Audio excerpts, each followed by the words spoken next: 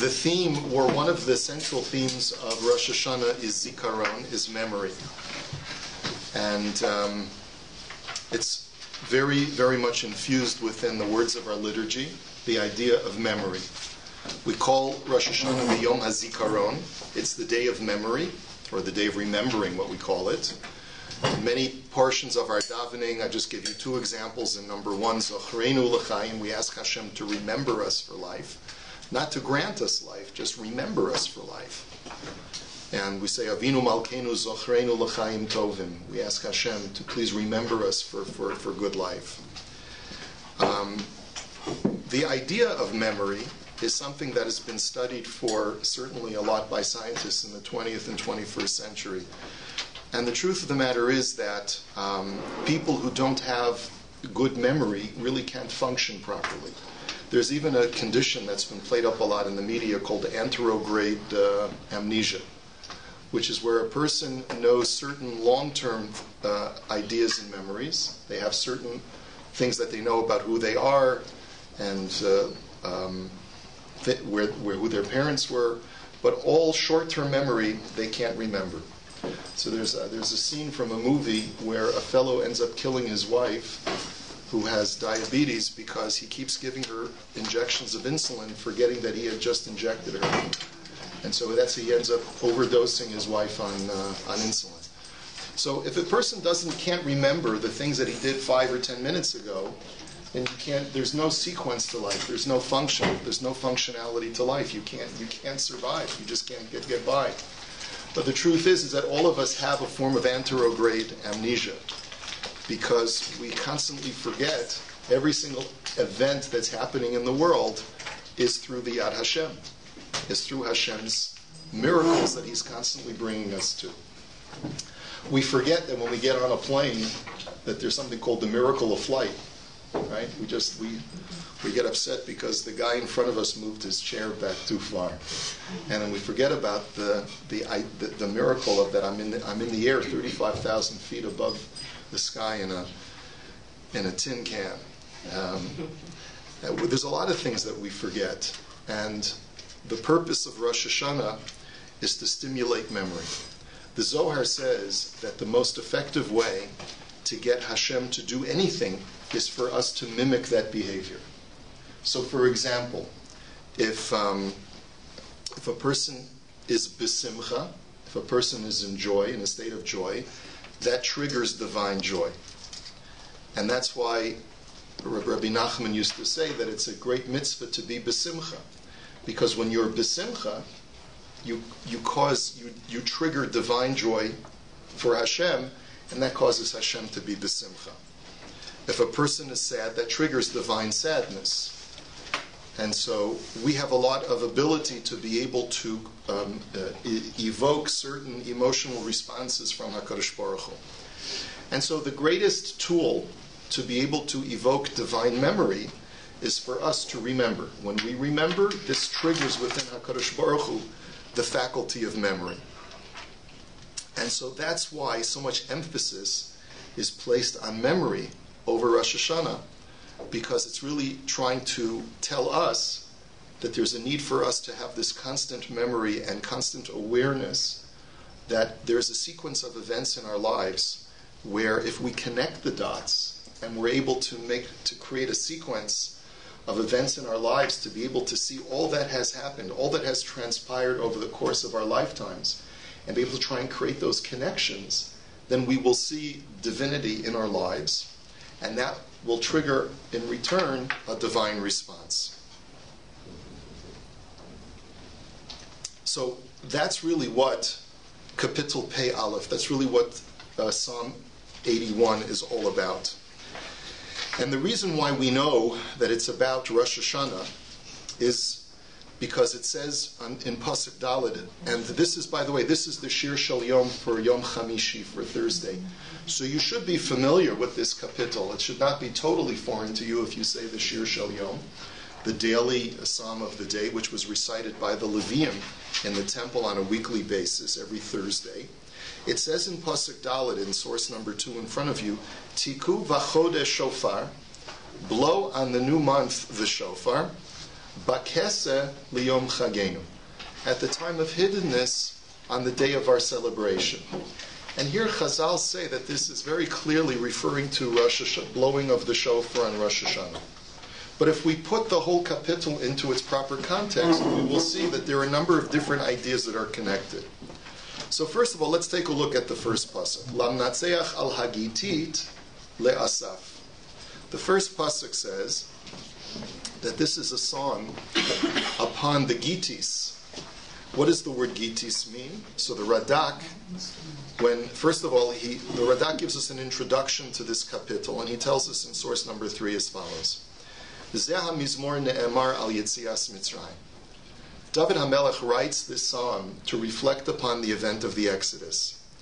V'nizkar bo bittul ha'avodah me'avoseinu shehaya b'Rosh HaShana. One of the themes that is mentioned in this kapitel is the fact that the first stage of the redemption from Egypt was that we were liberated from slavery. Even before we left Egypt, about 6 months before we left Egypt, the whole Egyptian society was so turned upside down because of the plagues that it meant an end to slavery. So that's the first thing that we mention, and that took place according to the Gemara on Rosh HaShana. Kemo shene'amar hasirosi mesevel shichmo. As it says in Pasuk Zayin of this psalm, that I remove from off of me the bonds of my burden. Kapav midud tavrona, that my palms have been liberated from the heavy weight. Leficha chayu omrim zeh hamizmor bebeis hamikdash b'Rosh HaShana. And that's why this psalm was recited in the temple on Rosh HaShana, as recorded by the Talmud. V'nizkar bo gam kein tekiyas hashofar. And that's why also the blowing of the shofar is mentioned, because David HaMelech prophetically saw that because there are certain thematic connections to Rosh Hashanah in this discussion of the Exodus, this would be used in the future. So when we look at the first verse, if we want to know what the word gitit means, we look at Rashi in his commentary to Psalm 8, which is the first time we find the word gitit in the book of Tehillim. What is a gitit? Rashi says, Klei zemer sheba migat. This refers to certain musical instruments that are found in the Philistine area of Gat. Shamitzuyim umnim la'asotam. And that's where you can find special musical artisans that know how to construct this particular instrument. V'rabosenu amru, but our sages tell us, al Edom, she'asida lidarech kegat. But it's also a prophetic statement about the Edomite nation that oppresses the Jewish people to this day, who will eventually be trampled like a wine press, because that's what the word gat means also. Kemo shene'amar, pura darchati levadi, achinyana mizmor eino mochiach. He says the only thing is that not all of the topics that are within this kapitel are indicative of that. He's referring to kapitel chet. But the truth is that when you find the word gitit, according to our sages, it's not only a reference to prior redemption, but it's also an allusion to future redemption as well. So we have to connect all of these ideas to Rosh Hashanah.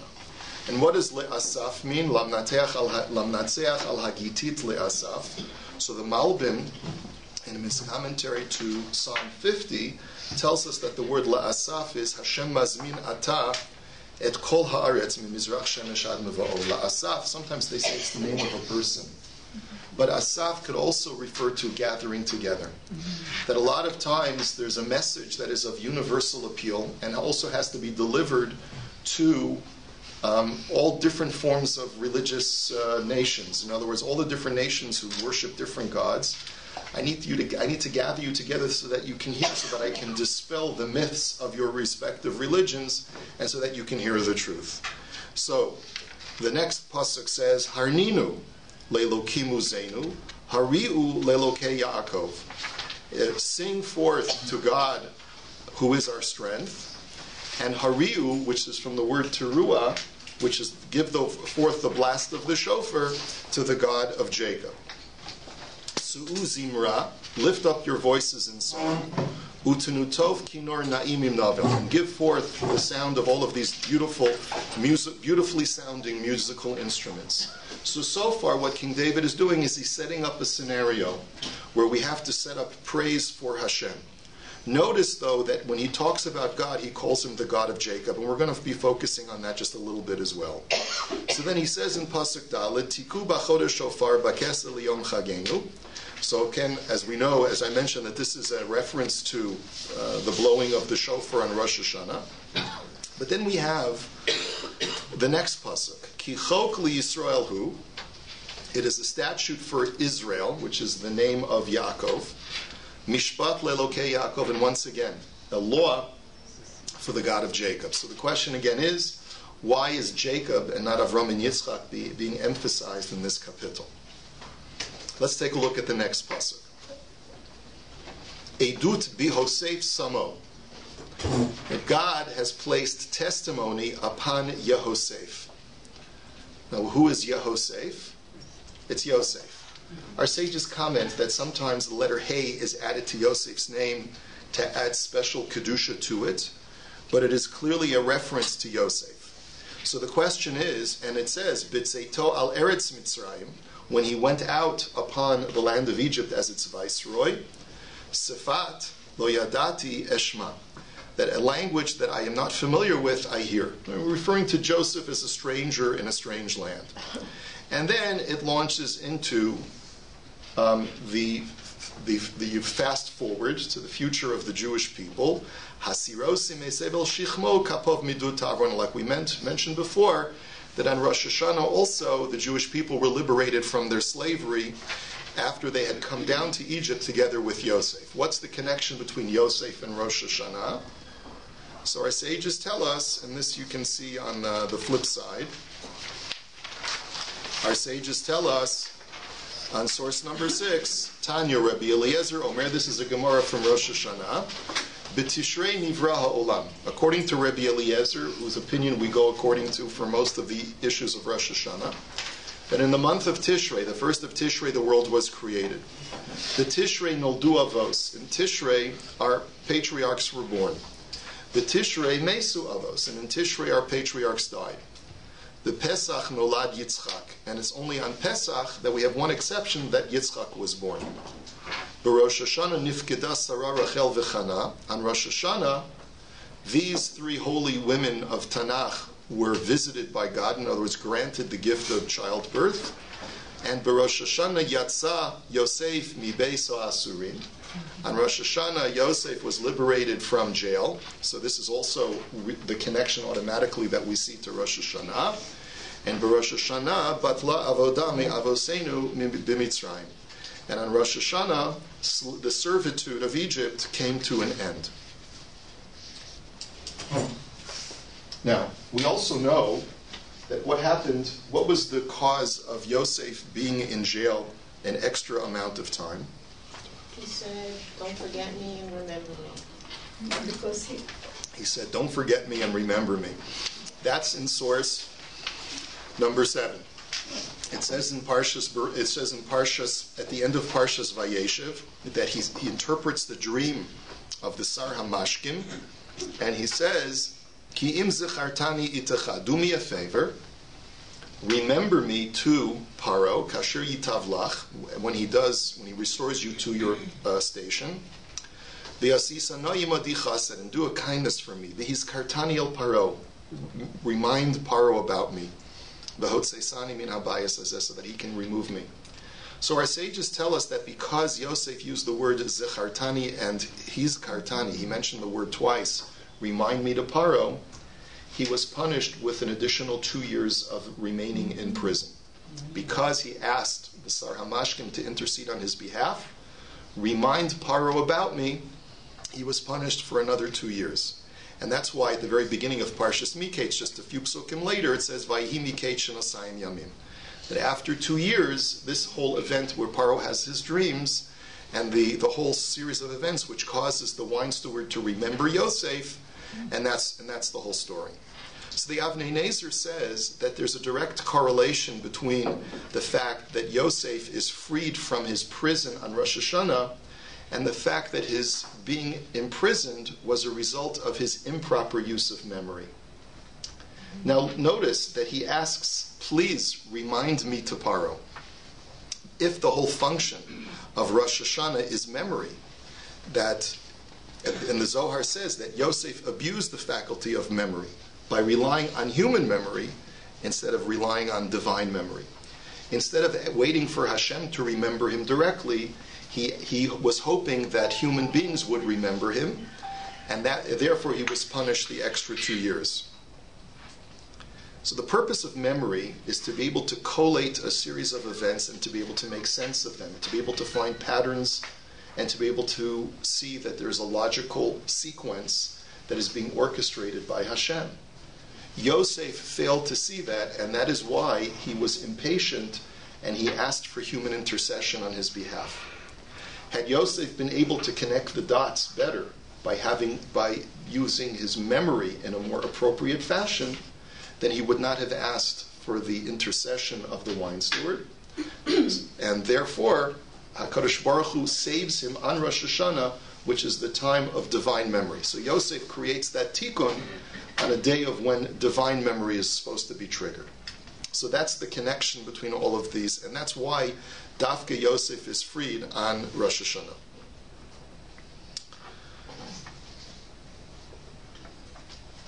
Can I ask something? Sure. But the whole idea of Hashem remembering someone or us implies that he momentarily forgot about us. And that whole idea is really wrong, because... Of course it's wrong. But that's why I started. I started by saying that what human beings do triggers divine responses. Does God have joy? Does God have sadness? God is not capable of human emotion because that would diminish God in some way. But what we do is we personify Hashem with human traits in order to be able to see a certain pattern of the way God works within the world. No, but that's not what I mean. What I mean is, when you say someone remembers something, it implies that they forgot it, and now it came back to them. But we're never out of Hashem's vision, so it's not like he's forgetting us. And so that's what I'm addressing. I know that's what you're asking. And what I'm responding is that we personify God with human responses. It's just like what I'm referring to. Yes, it is. Just like God is not happy, and just like God is not sad in the real sense. But these are personifications. These are anthropomorphisms of God, right? But it's not that God is really happy. It's not that God is really sad. It also is not that God remembers something that he forgot. When we say that God remembers someone, Vashem pakad Sarah, that God all of a sudden visits Sarah, does it mean that a minute ago he was not with Sarah? Does it mean that a minute ago he had not remembered Sarah? No, it means that God chose at a particular time to display his trait of memory, that I remember you. But it doesn't mean that we weren't in Hashem's mind a moment ago. Right, but pakad doesn't exactly mean remember. It means like an appointed time visiting, right, which is different than remembering. Right, but we also have terms in Tanakh which say that Hashem remembers, right? My only point is that Hashem has his plan of when he's going to do things. So it's not as if we're out of his field of vision, then all of a sudden he says, hey, oh yeah, what about them? It's all part of a plan. Correct, yes. And we personify that by calling it Zechira. Because, and that's really what Rosh Hashanah is all about. We're not suggesting when we say Zachrenu L'chaim that you've forgotten about us momentarily. We want to remind you, Hashem, we're here. It's that we do things in our lives to create memory, collective memory within ourselves, to be able to connect the sequence of events in our lives, and that causes Hashem to be able to continue adding to that sequence in a positive way. We trigger divine memory by ourselves creating memories within ourselves. Yosef misused memory because he specifically used saying, please have Paro remember me, and he's able to rectify that sin on the day of divine memory, when Hashem is supposed to be able to come and remember. Okay? Rabbi? Yes. Also it says that we have to remember and don't forget Amalek. That's right. So that's a human command. That's like right. And so again, When we remember Amalek and we don't forget, we trigger the divine response of Hashem destroying Amalek for us. It's the same kind of stimulus in that situation as well. Rabbi? Yeah. Excuse me, can you extend that thought a bit further about remembering? And it's a mutual remembering. When we remember Hashem, He remembers us. Yes. And we become aware of His presence in our lives. And that's what we're constructing when we're going through this whole history and seeing God's hand in our lives. Then we are receptive To Hashem's yes. continued providence. Right, exactly. You said it very well. Better than I could have said it. You don't think so? So therefore, when we talk about Yosef being released from prison, he's not just being released from a physical prison, but he's being released from a prison of ignorance as well. The liberation that Yosef experiences, and which is what David HaMelech is describing in this kapitel, is that Yosef had been oblivious to the fact that he was part of a very, very carefully orchestrated and choreographed sequence of events.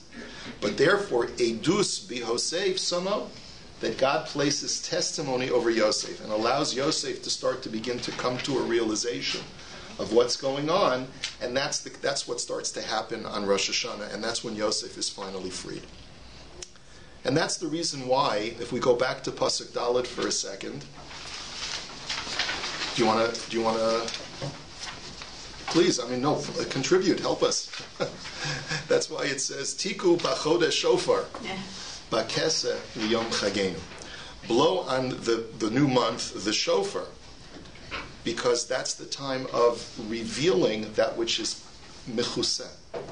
The reason why Rosh Hashanah is called the holy day of hiddenness is not just because the moon is hidden, and that's how we know that Rosh Hashanah is on the 1st of Tishrei. But there's a certain hiddenness that takes place on Rosh Hashanah, and the way that we remove that hiddenness, the fact that we don't see the full series of events coming together and understanding that everything is choreographed by Hashem, is what the shofar is supposed to uncover. The shofar is able to uncover that which is hidden from us. And the shofar, therefore, is known as the tool of memory. It allows us to remember and connect everything that has come up, that has brought me to this moment. And if we were to look at today, not just what I am today, but how I got here, how, the person I married, the children that I had, the job that I have, the house that I have, all of the different events that have led me to this moment, that's considered to be, once I am able to make sense of all of it in some way, that's called zichira, that's called remembering, and that's called also removing that which is mechuseh, that which is hidden. Yes? So is it really the uncovering of hashgacha pratis? Yes, absolutely. It's, in other words, you're revealing to myself how everything that has happened to me in life has been by divine providence, by hashgacha pratis. Exactly. But how are we supposed to know that in our lifetimes? That's the commandment of Zachor. That's the commandment of remembering. Go back and meditate and think about all the things that have happened and try to make sense of it. Try to see the patterns. That's really what our mandate is as thinking beings. We are part of the commandment that we have in order to see the Yad Hashem in our lives is to be able to try and see the reasons for things that have happened and what has brought us to this present state in our lives. Why? Is it not enough to know that Hashem orchestrated things in your life? You don't know why, but He is orchestrating them? No, I don't think that's enough, because that's why God created us with a certain level of intellect, because He wants us to be able to make sense of sometimes confusing events in life. He wants us to try and reconstruct the patterns and to see. That's what the idea of being zocher, because we have to. We say that God is zocher kol hanishchachos. God remembers everything that is forgotten. That's the calling for us to also do the same. We have to remember all the things that we've forgotten to try and be able to stimulate and trigger God's divine memory. We say in Spanish, recordar es vivir, and is remember is to take alive again the situation. That's right. That's the difference between a person who is an amnesiac and a person who is lucid. And if you have amnesia, you're not living, because you're not connecting with the past and realizing what brought you to the state that you are in currently. Now let's go back. With this in mind, we can make perhaps better sense of Ki chok li Yisrael hu mishpot le'elokei Yaakov. What was the whole function of Yaakov? Why is Yaakov, as part of this kapitel, having to do with Rosh HaShana? Yaakov, too, is associated with memory. As a matter of fact, the Zohar tells us that really is represented in the Torah by his wrestling match with the angel. The angel that was wrestling with Yaakov saw that he couldn't completely conquer him. And so what does he do? He touches the Gid HaNasheh. He touches the sciatic nerve. Now, according to the Zohar, why is that Gid, why is that sinew, or that nerve, why is it called the Gid HaNasheh? What does the word HaNasheh mean? Forget something. Yeah. Very good. It's even in modern Hebrew as well, yes? Okay. So if you take a look at the Zohar, even though we're not masters of Zohar at this point in our learning, but the Zohar does tell us in source number 9, Ve'amai ikri Gid HaNasheh. Why is it called the Gid HaNasheh? Kilomar, Gid di'ihu menasheh livnei nasha lepulchana demarehon. It is the sinew, or the nerve, the part of the body that represents the power of forgetfulness that causes people to forget the service of their master. What this angel who embodies a certain kind of evil or antithetical force to Hashem is trying to pull Yaakov Avinu down, cannot fully cause him to succumb to evil, but yet is able to in some way injure that nerve to show that he's dominated Yaakov in at least the ability to forget. Every time we forget our past, we are succumbing in a certain way to that angel that was wrestling with Yaakov Avinu. Yaakov's ability to best that angel and to be healed from the injury of that Gid HaNasheh shows Yaakov Avinu's power to overcome the deficiency of memory loss, of not being able to come to terms with my past. And that's why we associate the God of Yaakov with Tekiah Shofar. Because what is the shofar supposed to do? The shofar is supposed to jar our memories and bring us back to an idea of memory, to be able to create that ability to reconnect the dots. We say that in our liturgy as well in source number 8. It's there in the kapitel.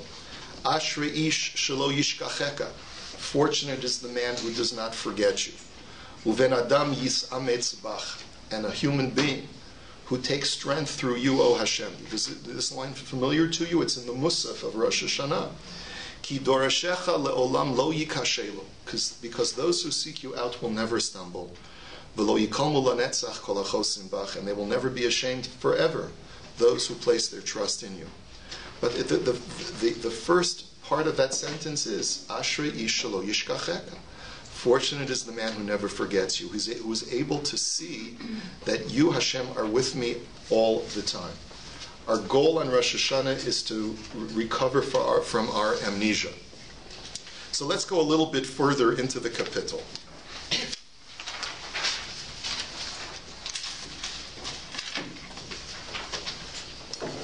So going just back to Yosef, we notice that Yosef also has that ability to counteract this power of forgetfulness, because what is his role in Egypt? What is Yosef's role throughout the Jews' sojourn in Egypt? Yosef is to create a protective buffer between the Jewish people and the negative effects of the Egyptian exile. The whole function of Egypt also was to create this disconnect between the Jewish people and their God. So Yosef is therefore known as the Merkavav, the Shechina. That's why Yosef is called the chariot of the divine presence, because he's supposed to create that protection from the Jewish people. Egypt is known as Egypt because it creates confinements, it creates boundaries. That's what the word Mitzarim means. And it is the boundaries that confine us from being able to see Hashem in our lives. So let's go further on. If we look at Pasuk Ches, Batsara karasa va'achalatzeka, during a time of tzara, during a time of travail, you called out, says Hashem, and I saved you. This is referring to the Egyptian Exodus. Encha b'seiser ra'am, I answered you when you were in the depths of the thunderous waves, referring to even in the Red Sea. Evchanecha al mei meri vasela, even though I knew that eventually you would test me, and you would fail in the test of Mei Meriva with the waters of the hitting of the rock. So this is David HaMelech saying that even though Hashem has constant knowledge and he doesn't forget anything, he not only does he not forget the past, but he even sees into the future. HaKadosh Baruch Hu is the ultimate connector, but nevertheless, he persisted in saving us no matter what. Pasuk Tes Shema Ami ve'idabach Yisrael im tishmali. Listen to me, my nation, and I will testify about you. O Israel, if only you would listen to me. Lo yihya b'cha el zar. There should not be among you any foreign god. V'lo sishtachaveh le'el nechar. Nor should you bow down to any foreign or any strange god. The Kotzker used to say that this pasuk means, what does it mean, don't have a strange or foreign god? It's referring to God himself. Don't let God be a stranger. In other words, not only does it, we relate to it in terms of idolatry. Don't have any foreign gods. But the Kotzker said that it's referring to Hashem, meaning that you could read it as Lo yiyeh b'cha kel zar. That don't allow the God to be a stranger. Don't be estranged from Hashem by not connecting him to your life. And this is again going back to the power of memory. So like the Kotzker used to say, where is Hashem? Where is Hashem? Anywhere you let him in. Anywhere you're able to see Hashem in your life, that's where you'll find Hashem. Really, Hashem is everywhere, and Hashem is in everything, and Hashem is orchestrating our lives. We just have to be able to see the divine providence that is constantly conducting us in life. And I think that's also the reason why, when we talk about the blowing of the shofar, it says, Min ha-meitzar karasika. The very first pasuk that we recite in the preparation of blowing the shofar is from Kapitel Kuf Yud Ches. That's in source number 12. What do we say? Min ha-meitzar karasika. From the confinements I call out to you, Hashem. In other words, I recognize that I am in a state of confinement. My memory is confined. I really have short vision. I'm not able to really see things as they really are. And the reason why I'm calling out to you, Hashem, is because I'm asking you to help me remember. Because I know that that's my calling on the day of Rosh HaShana. To be able to see divine providence in my life and to be able to connect all that has happened to me so that I can see that you are orchestrating my life. See, it's not just enough to know it based on faith. You have to really try and understand it. Try and be able to see it.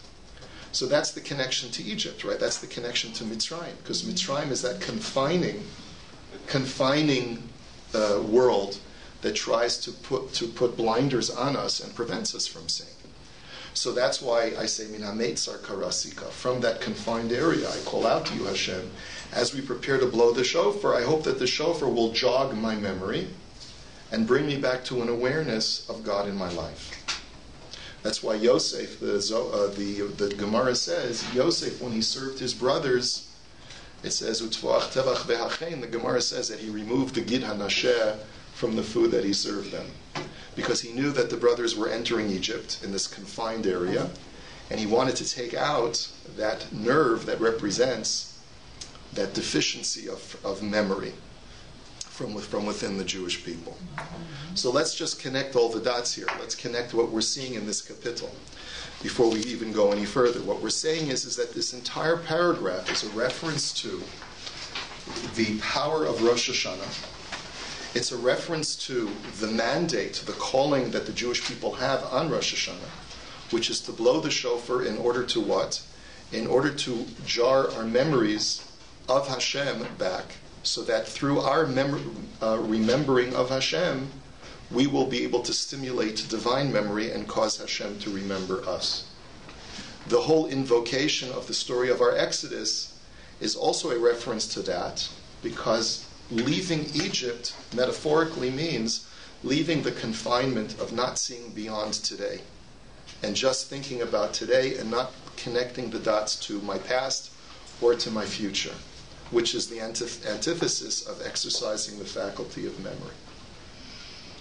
And therefore, if you go through the rest of the kapitel, I think you'll see that that's thematically what is related. And that's really why, at the end of the psalm, David HaMelech really, it's a call to action. David HaMelech is really calling upon the Jewish people. Don't forget Hashem. Realize that Hashem is part of your life. And if only you would, then immediately I would destroy all of your enemies. And that's really the way the kapitel ends. Yeah. Did someone want to say something? I had two kind of connected questions. One with regards to the Holocaust. A lot of the survivors, or some of the survivors, ended up with memory loss, like Alzheimer's. And I'm just wondering how a memory illness or something like that relates to this, if it does.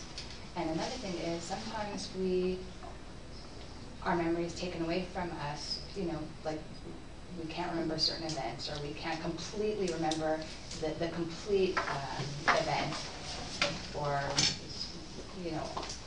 and we can't pull it up into our mind. So how does that relate to this? That's a very good question. I think I spoke about Alzheimer's last Rosh HaShana, but I'm having a senior moment and I'm having trouble remembering what I said. But I will tell you that the faculty of shichacha, of forgetfulness, is also a blessing. In other words, what HaKadosh Baruch Hu did when He gave man this limited faculty of intellect, and it is a limited faculty. Hashem gave us just enough knowledge or intellect to be able to make sense of the world without being able to have complete clarity.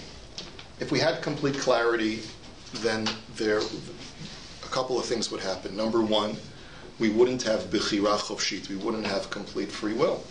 Because if we had clarity of vision, then there would be no challenge in always doing the right thing, because we would know instinctively by the clarity of vision that we see the world as it is, and we see God very clearly in the world, then there would be no challenge. So God limits our intellect by causing us not to be able to remember certain things and to be able to connect certain events, that were we able to connect them perfectly with crystal clarity, we wouldn't have any challenge. But the other thing that is brought down in the Svarim is that the faculty of memory is also limited as a gift to mankind as well. Because when tragedy strikes a person's life, and they're able to have the memory of that, the vividness of that memory fade over the course of time, it allows the person to be able to continue moving forward with life. If the memory of that tragedy was as vivid as it was at the time that it happened, it would be, for some people, it would be paralyzing. It would not allow us to continue moving forward. But Rosh Hashanah is the time when really we are required to try and suppress the forgetfulness faculty, to be able to try and invoke all memories of life, both painful and joyful memories, and to be able to put them together to see if we can try to make sense of this experience that we call life. To move forward. To enable us to move forward with seeing B'yad Hashem in our lives. So while on a day-to-day basis, sometimes it's healthy to not have vivid memories, but to be able to see the Yad Hashem in our lives, that's at least the modicum that we have to have in order to be able to live lives that are purposeful and that are worth living. So you have to create that balance. You have to create a balance of being able to move forward with life without having very painful memories so vivid, but at the same time they can't be blocked so much to the point where you can't see Hashem's hand in your life. And that's what Yom HaZikaron is about. It's about being able to make that connection. So that's the idea I wanted to present today. I hope it is you can take something meaningful from it, and I wish you all a ksiva ve-chatima tova. It should be written and inscribed in the book of life and sealed.